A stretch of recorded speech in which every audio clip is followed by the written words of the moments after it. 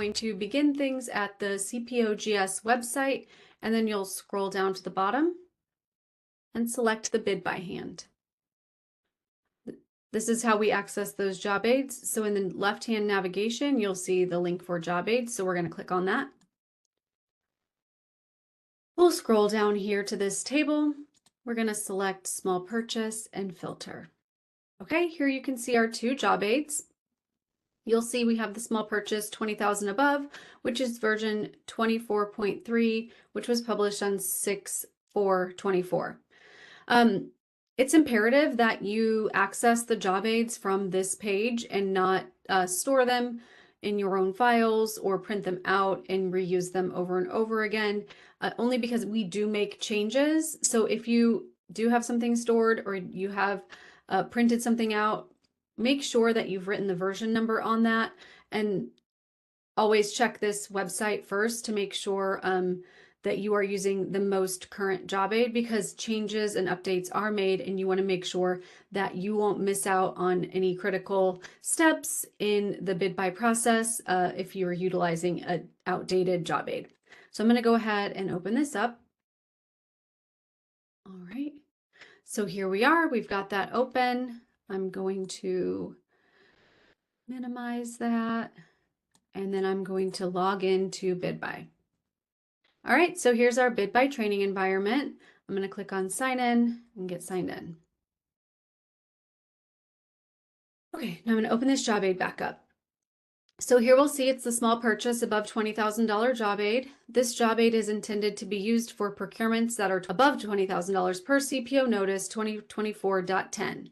The training Tuesday is linked there, and the CPO notice 2024.10 for additional guidance. All right, and then also please note that if you have an unsuccessful procurement and a small business set-aside waiver is obtained in order to solicit to all small and large businesses, you can find the instructions for resoliciting on the last page of the job aid. So you'll see with the small purchase, $20,000 and above, the process is requisition to bid tab to purchase order. So we have a few steps here. We're going to go ahead and begin utilizing this job aid, so you'll see which tab we're on, which task we're doing, and who is responsible. So we're going to begin at the BidBuy home screen. We're going to click the plus sign to the right of the BidBuy logo and select requisition. So here we are. Here's that plus sign, and I'm going to select requisition. Now we are at the general tab, and we will enter in our short description, which should uniquely identify the procurement as it's a searchable field. Also make sure that this is something that will make sense to the public and especially the vendor community. Don't put a bunch of agency acronyms or specific information on there. You really want what it is that you are needing to be what is communicated here, because this is how the vendor community will see what it is that you need. And then we will also select our requisition type as open market. Our type code, we're going to select the appropriate type code as it's a searchable field, and save and continue. So let's begin with our short description, and we're in need of some LED streetlights. Okay, so we've got that. And then our type code is commodities, and our requisition type is open market. All right. Oh, that type code cleared out, so I need to make sure to reselect that. All right, so we're good now. This is all that you need to do in order for the BidBuy system to process this requisition on this general tab. I mean, we have more tabs we have to work through, but as we go through the BidBuy job aid, it's important to note that your agency may have specific procedures or requirements that you fill out some of these forms in more detail, but we're just going to follow the job aid and do what is expected from the job aid. All right, so that's all we need here, and then we'll click on save and continue. It's imperative that you click save and continue every time you make any change, addition, subtraction from any of the BidBuy tabs. You need to make sure that that save is updated and captured in the system. So you'll need to always click on save and continue so that those changes will be made. All right, now we're going to open the job aid back up, and we're going to head over to the items tab. Here's the items tab. And we're going to select add open market item. We're going to just item type as normal. We're going to enter in a description, which is a complete specification of the item that the agency is procuring. And this is a searchable field. We'll enter in the quantity, the estimated cost, the unit of measure, and then the NIGP code, class, and item. So first off, we are just going to select add open market item. In here, we're going to enter in LED streetlights. And we'll enter in that we, these are actually 1,000, oh, not an exclamation point, 1,000 watt LED streetlights, okay? For our quantity, we need 175 of these. We're estimating the cost to be around $250. Our unit of measure for this is each, though there is an extensive units of measure menu here. And as a note, on the BidBuy job aids page, you can utilize Appendix A, and that has a glossary of the units of measure if you are interested in specific types of units of measure. Okay, in order to complete the next step, we're going to look up the NIGP class and class item. It's possible that you will end up procuring many of the same things and you'll have those NIGP codes memorized, but if not, you can go ahead and click on this magnifying glass. And we'll see here that you can search by NIGP class. You can also search by keyword, and then you can also click into here and browse by codes. We're going to go ahead and just search by keyword. Right. We're searching. And we're going to use this code here, the 28576. We'll select that. I'm going to write that down on a post-it note here. You'll see that. So I can have that for later. That's just a tip that I do. If not, it's not a big deal, but I do like to just have it handy. And then we're going to select save and exit. Okay, so that's going to populate. Let's open our job aid. So we've gotten to this step. If you need any additional NIGP codes, you can enter those as well. Those can also be entered at the bid stage, just as a heads up. So right now, this is the only code that we need. If we had additional, we would enter them down here. If you have multiple, you would just separate them with a comma. All right, so we are good. We don't have any other items. We're just putting in this one item. So we're going to save and exit. All right, so that change has been made successfully. And now we're going to open our job aid. And we're going to go to our next step. We're not going to go to the vendors tab, as that will be added at the bid stage in the bidders tab. We're going to now look at the address tab. There are two address tabs. There's the general address tab and there's the items tab address sub tab. There are specific instructions about how to utilize these tabs if you have multiple items or things need to be sent to different locations. We're not going to dive into that today, but here you'll see that here's the items, and then we're here in the items. This is the sub tabs, and this is the sub tab for address within the items. But then there's also up here just the general address tab. And if you needed to make a change to this, it would need to be more of a permanent change, not by procurement. It would be like if your office moved. If you need something sent in a specific location, that would probably be something that you would work out later with the vendor once you're to that stage. But as of now, I don't have any changes that I need to make here. If our office per se moved, I would then need to contact the BidBuy help desk, the state user help desk, and let them know about that address change. So we're good here. We don't need to make any changes. So we're going to scoot on by and go to the accounting tab. Here's the accounting tab. And we'll see that we have validation errors. So we need to correct those, and we'll follow our job aid in order to do that. So we need to click on the magnifying glass to search accounting codes. We need to click on find it. Then we need to select not applicable. We need to click Save Based on Percentages and then click Rebuild for all items. It is critical that you do these steps in this order because utilizing this job aid and doing these steps in this order will determine whether or not your procurement goes through the appropriate approval path. So you need to make sure to do this. It has to be done this way or your procurement will not go through the proper approval path. So let's go ahead and click on this magnifying glass. Click on Find It. Scroll down, select Not Applicable. Select that. We will save based on percentages and then rebuild for all items. A transaction is being processed, and we'll see now that that error is now cleared out and we are good to move forward.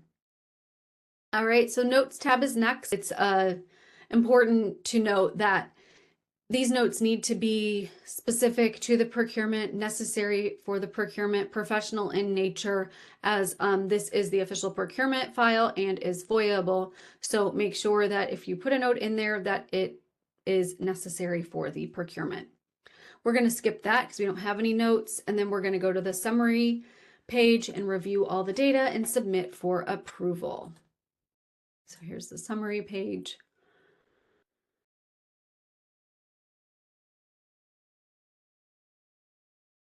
And we'll go down here and submit for approval. All right, we're automatically approving here. I do see that there's this validation error about a vendor, but we will be adding the vendor at the bid stage for purchases 20,000 and above. So we're going to automatically approve since we're in the training environment. In the real world, this will go through your predetermined approval path. All right, so those changes are saved successfully. And now we're going to start back at the home screen because as yours procurement in the real world goes through the approval path, you won't, be inside of it waiting for people to approve. You'll be doing other work, and then you'll need to be notified or check back on that procurement and see here, oh, it's ready for purchasing. You can also see that up here in your action boxes that you have a requisition ready for purchasing. So you can either access this as the job aid says from the requisitions ready for purchasing box, or from the requisition hyperlink, or from the recent documents. So those are your three ways. We'll just go ahead and click on this here in our recent documents. We'll open it back up. All right. At this point, we're going to go to the summary tab of the rec and convert it to bid. So here we are. We're already at the summary tab. We'll scroll down and we're going to convert to bid.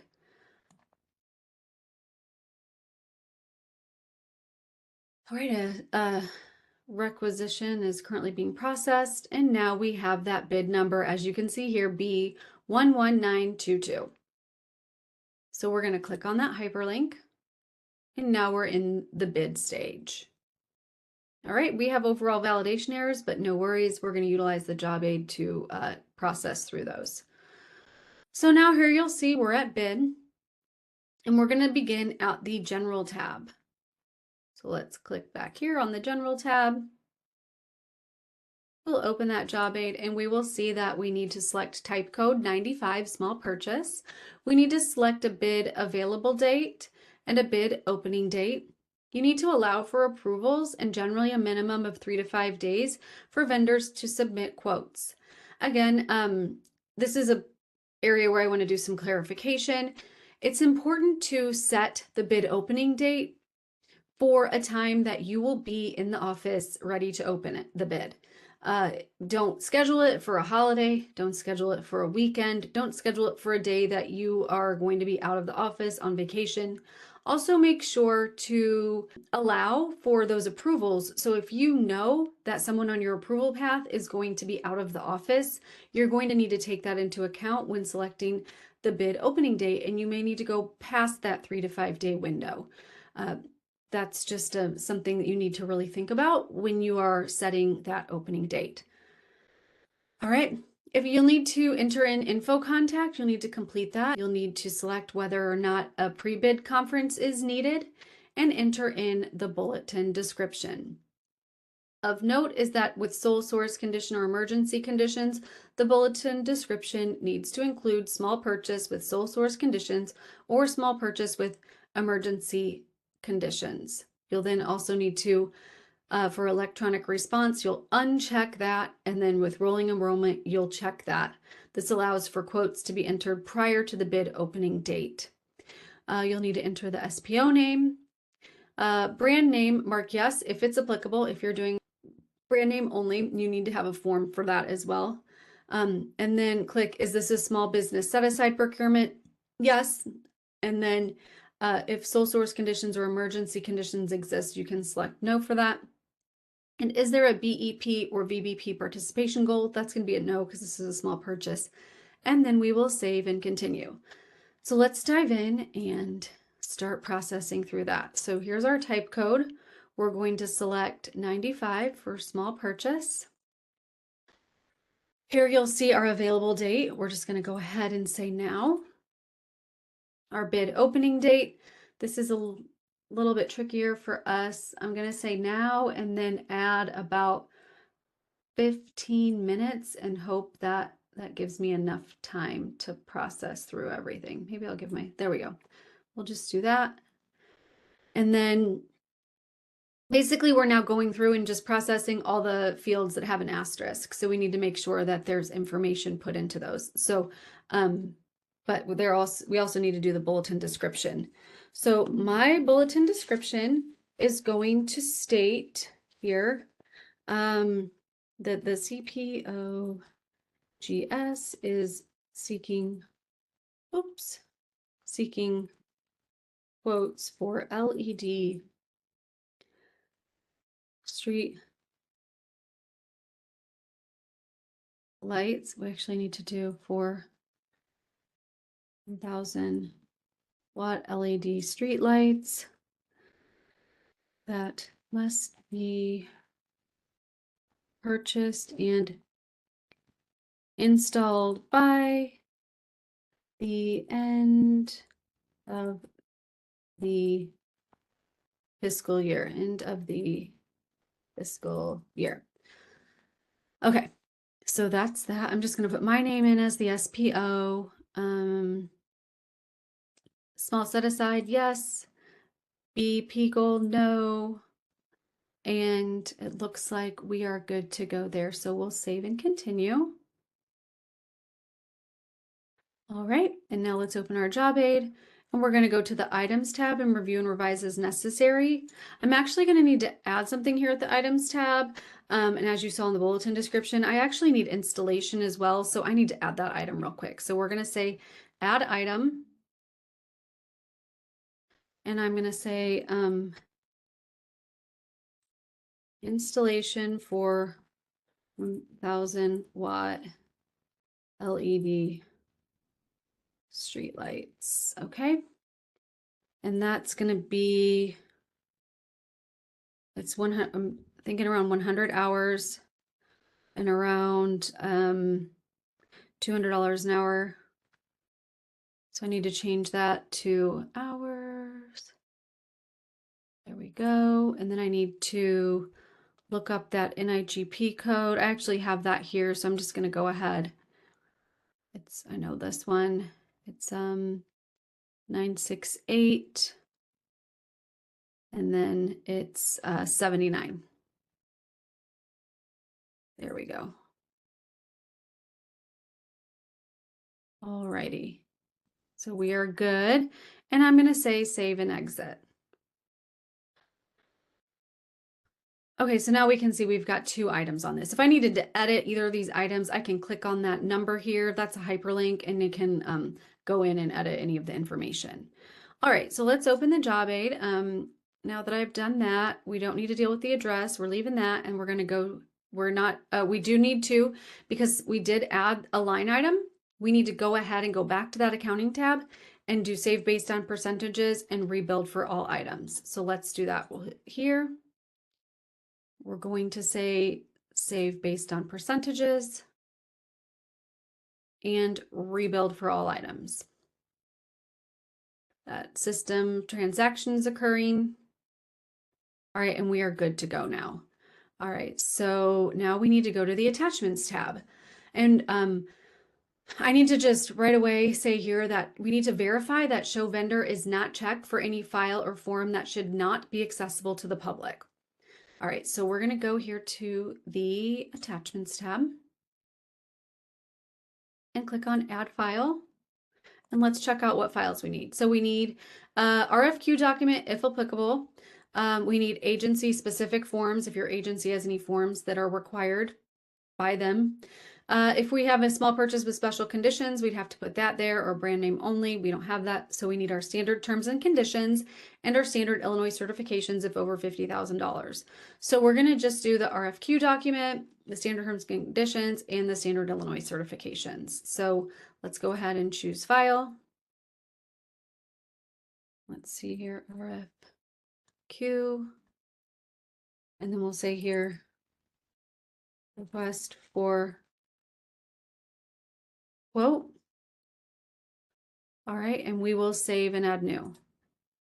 It's important to always, I think it's a best practice to add in a description of your file, as sometimes our files are, naming conventions that make sense to us in our agency, but don't necessarily make sense to the general public.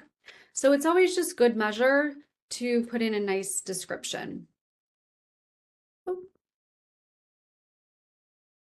All right, so there we go, save and add new, as we just have the standard certs here. So we will go ahead and do the standard certifications. I'll say standard Illinois certifications. And now we'll say save and exit, as that's our last file. Here we'll see that we're showing the RFQ document to the vendor. We're showing it the standard terms and conditions and the standard Illinois certifications. So everything here is showed to vendor, so we are good to go to the next tab. We don't have any notes, so we're going to go right over here to the bidders tab. Here we are at bidders, and we're going to look up and add vendors. All right, so here we go, look up and add vendors. And that's where this little post-it note that I have here with my NIGP codes comes into play. First off, if you have a browser that likes to save usernames and passwords, you'll need to clear that out so that it's not looking for your email address as a vendor name. And then we will select the NIGP class. So for our first, for the lights, it's 285. Let's see here. 285, 76. So there we are. Let's double check here. And then we'll need to select small business set aside. Yes, as we do need to go out to those small businesses first. So here we are. Oh, I need my little screen. There we go. All right, we'll scroll through this and find the small business. Yes. And then we're going to select find it right here. We are not selecting find vendors for all commodity codes on the bid, because that will go and look at all vendors, not just these small business ones. So we need to do this find it here, and that is noted on the job aid. So here are all these vendors. We're going to go ahead and select. All vendors have been selected, which is great. And we will click on save and exit. All right. Now, and then we have to repeat the process for our other item. Okay, so we need to here then select bidder participation, restricted bid, hide bid holder list on vendor side, and save and continue. So we'll say restricted because we want that to just go to those small businesses. And then we hide bidders list on vendor side, and then we will save and continue. All right. And now I'm going to scroll down and I'm going to look up and add vendors for that other NIGP code. I'm going to clear that out. I'm going to scroll here and select 968. Okay. And then 79. All right. And then I'm going to scroll down and select the small business set aside. Yes. Find it. We'll grab those vendors. Yep. We were selecting all of them. That's what we want to do. And then we will say save and exit. Okay, so we are restricted here. We are hide bidder, and then we'll say save and continue. Perfect. All right, now let's do our next step. If you have any reminders, you'd add those as necessary. Don't add reminders for your SPO as they will most likely not see them because they're going in and out of different organizations. That would just be a reminder for yourself or someone in your agency. Okay, so now we have the summary tab. We'll submit for approval and confirm the appropriate approval path, and then we'll move on to send the bid. Okay, so we now are on the summary tab. We're looking good here. So we are going to submit for approval. Okay, we're automatically approving as we're in the training environment. This will go through your predetermined approval path in the real world. And now we need to send the bid. So we'll go to summary, send bid, notify vendor. If we needed an amendment, we would add it here, but we don't. So we're going to just scroll down here. We're going to send this bid. All right, we're going to send it out to these vendors. Okay, so we're good. All right. It was, as you can see here in this status bar, you'll see where things have gone and you'll see that now it's in sent status. All right, I'm going to log out of this instance and log into my vendor account. This isn't something that you'll normally see, but it's a little bit interesting to see what our vendor's side looks like. All right, so we'll sign in here. I'm going to change this. And here we are. Now I'm going to click on bids. And we'll see here that, all right, the CPO GS office is looking for some LED streetlights. Well, good thing for them, I've got some in stock. All right. So as a vendor, this is where I would enter in, like if I had any shipping terms or comments, whatever specifics they have. I don't have anything, so I'm just going to say save and continue. Our vendors, this is where they'll look at the items. And this is where they will put in their bids. All right. So for the 1,000-watt streetlights, I can do those for 300. All right. And I can get them installed for $150 an hour. And that's the bid that I'm submitting. Okay. So I'll save and continue. The vendors have to do that as well. We teach them the same for everything. And now it's saying that I need to go and look at the terms and conditions. So I'm going to click on that. Here are those terms and conditions. I would open those up as a vendor, review them, and then I'm a great vendor, so I'm going to say, yes, I just fully accept these terms and conditions. You know, I don't have any exceptions. I'm all good. I want to do business with the state and I want to adhere to their terms and conditions. So I'll save and continue. That validation is now, that warning is now gone, but now we're saying your quote has not been submitted. So similarly to how our side works, they'll click on the summary tab. They'll review everything, and then they'll scroll down to the bottom here and click on submit quote. Lucky for us, as we can see, this is due in 4 minutes, so we are doing good, though we tell our vendors to definitely not wait till 4 minutes before submitting, just in case, but in the training environment, this is the way we have to do it. All right, so if I had any changes of anything, I can go ahead and make any changes at any point prior to the bid opening. So if I wanted to do that, I could go back in. I can go to my home screen. I can go to bids. I can check out that quote here. I can open it back up, or I can create a whole new quote if I want to. They can also view any bid Q&A if there was any. So we try to make everything as easy for vendors as possible. And you can see all of the other bids and bid amendments and everything that are here. So this is kind of like some of the things that our vendors see. But I'm going to log out of here, log back into my training account. And once that bid opening time arrives, then we can go ahead and open the bid and process through the bid. The LED streetlights that it's sent, we can open it up. But let's continue scrolling now to the bid tab. And this bid tab is where we can review and enter quotes. So we'll access the bid tab from the bid summary tab. So We'll click on Summary tab and then we'll scroll to the bottom and the bid tab will be there once the bid opening time has arrived.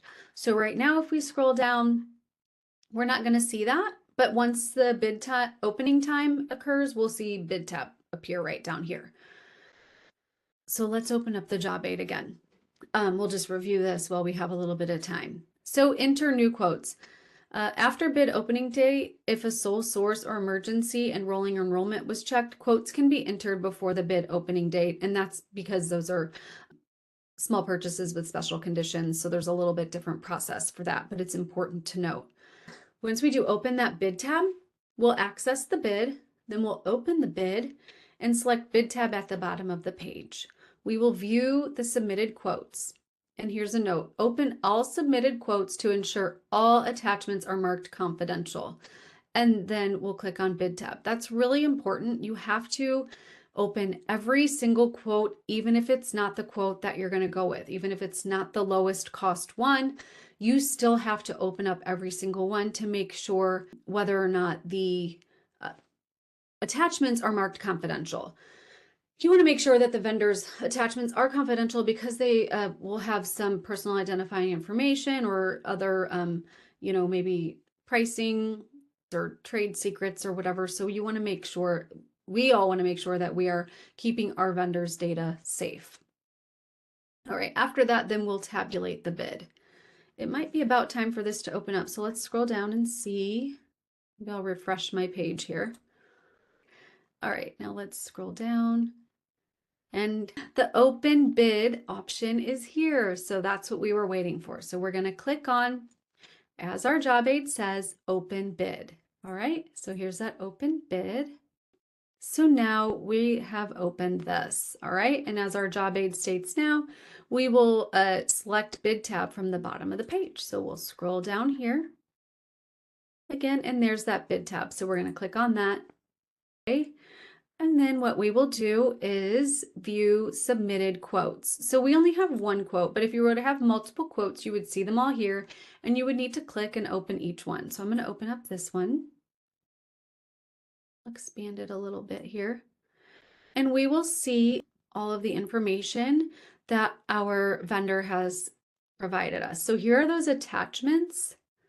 I didn't attach anything, but it's similar to marking the attachments confidential when we add attachments. So you'll just, if you were to see a document in here and it wasn't marked confidential, you just check the confidential box and then click save and continue. In this case, it's good. We can also look here that they and double check if they've accepted the terms and conditions, and they did without exception. So we're good to move forward. All right, so we're going to close this. And then we're going to select the quotes to be considered. Since this case, there's just the one, we're going to consider that quote.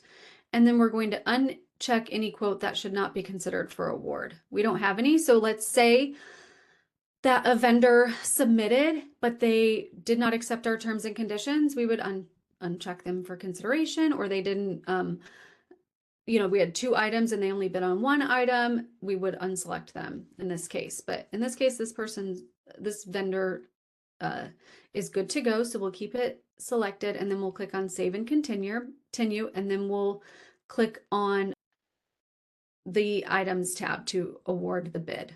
All right, I'm gonna minimize that. Here we go. And now we're going to click on items. Okay, here we'll see that we have these items, and so we're going to award here, we're going to award here, and we will say save and continue. So now we're going to go to the bid tab, attachments tab, and then we'll add the comptroller offset if over $20,000 and the standard Illinois certifications if over $50,000. And if we did have a pre-submission conference, we would need to add that sign-in form and any communications that you've had with any vendors concerning this procurement. All right, so we're going to go ahead and click on the attachments tab. And really any communications at all, about the procurement. So we'll click on add file. All right, and then we will choose file, and we're going to get that comptroller's offset.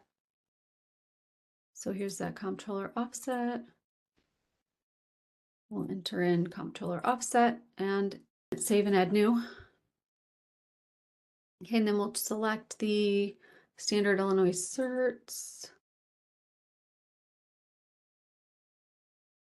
Okay. And we'll save and exit. Okay, for the comptroller's offset, we're not showing that to vendor and we are marking it as confidential and same with the standard Illinois certifications. So we'll go ahead here and uncheck show to vendor, check confidential, and then hit save and continue so that change can be made. There we are, it was successfully changed. And now we will move on to the bid tab summary tab where we will just review all of the information and then submit for approval. Here we go. Everything looks good. We'll submit for approval and this will go through your approval path. As I've said previously, we're just automatically approving things in this training environment for the sake of time. Okay, and that's being processed. All right, we're good to go there. So now we're going to go to our home screen because as this went through your approval path, you would then log back in and access the bid to convert to a PO. So we're going to go ahead and just select that bid from our recent documents. You could also search to find it, or it is hyperlinked in your bid solicitations approved section. But here, since it's just right here, we're going to say boom. We're going to open that up. And then we're going to go to the summary tab of the bid. We're going to click on bid tab and then go to the bid tab summary tab to create the PO. All right, so here we are at the summary tab. We're going to scroll down, open up that bid tab. And then now that we're on the bid tab, we're going to click on the summary tab. We're going to scroll down and create PO as this job aid indicates. So there's create PO. And we will say continue. All right, a transaction is occurring. That PO number is going to pop up here in just a moment. In the meantime, let's continue scrolling down to the purchase order phase of the job aid. So now we're going to click on this purchase order number. You'll see that there's a P here and then 14119. So we're going to open that up. All right, so we have some validation errors here, but don't worry, we're going to utilize our job aid to process through all of those. Okay, so we'll start on the general tab. We're going to enter our PO type as open market. There are specific instructions. If you're using SAP, you'll need to choose blanket. We'll do our type code as C, small purchase. It is a small set aside procurement, and we did use an SBSP vendor. We're going to enter the actual contract begin date and end date, the fiscal year of obligation, the SAP vendor number if you are utilizing a SAP agency. We're not, so we're just going to enter in a bunch of 9s. The full SAP contract value, we're going to enter that, the notice of award amount, and then is there a BEP, VBP participation goal? No, and then we'll save and continue. All right, so here it's of note that here's that full contract value, so 67,500. That's good to remember because we're going to have to enter that on this next screen. When we do click on the general tab, here is where you'll see open market's already selected. Our type code is C for small purchase. And then here's again that actual cost. It's good to note that that's there. And basically what we're doing with this form is just going through and filling out all of the fields with an asterisk.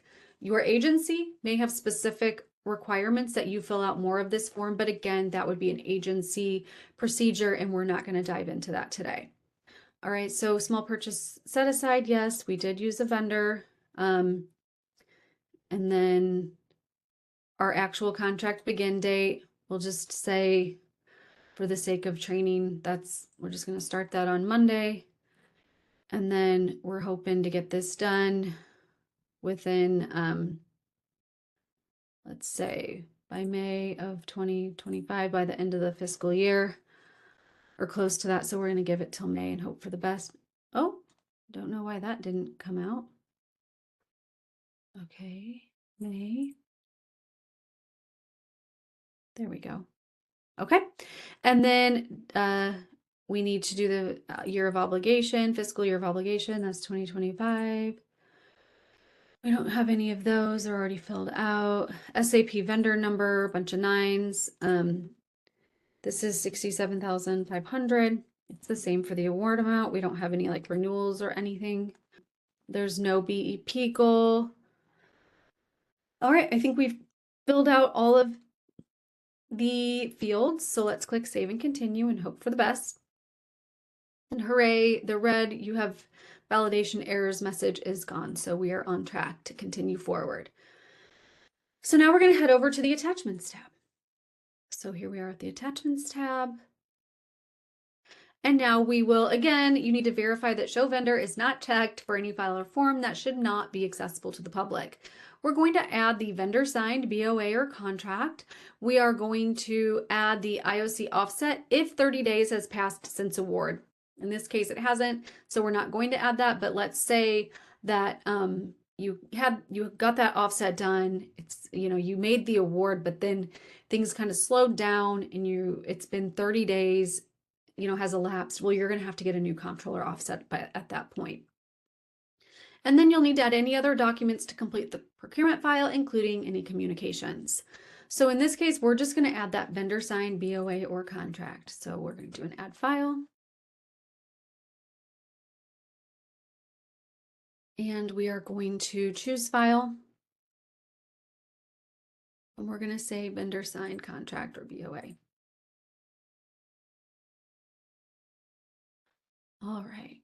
And then we will save and exit. Here we'll see that it's not going to be shown to the vendor and it is going to be marked as confidential. So here is that vendor signed BOA. So we're going to uncheck that and we're going to check confidential. And then we're going to say save and continue so that that change is made. Okay, and let's open up our job aid again. And now we will go to the summary tab and update any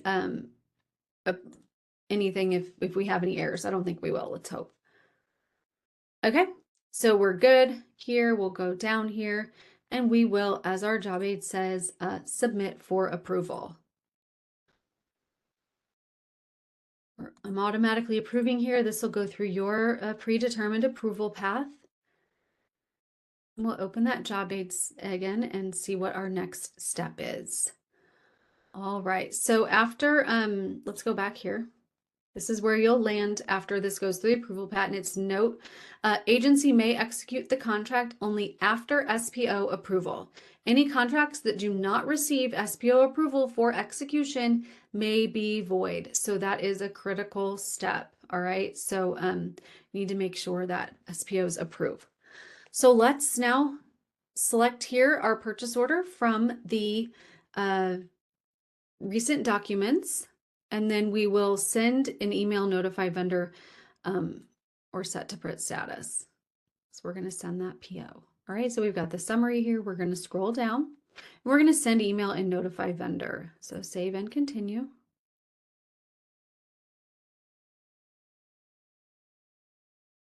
It'll say that transaction's occurring.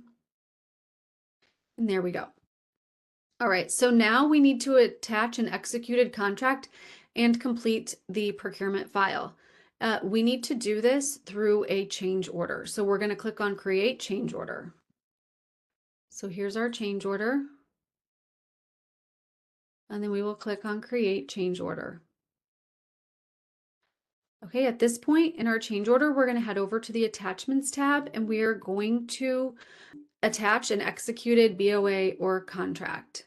And that's going to show to the vendor since it's fully executed. The vendor needs to be able to see that contract. And we are also going to mark that as confidential as it will include personal identifying information. So let's go ahead and click on the attachments tab. And we will go ahead now and add file. Choose file. And we're going to do that fully executed contract or BOA. Okay.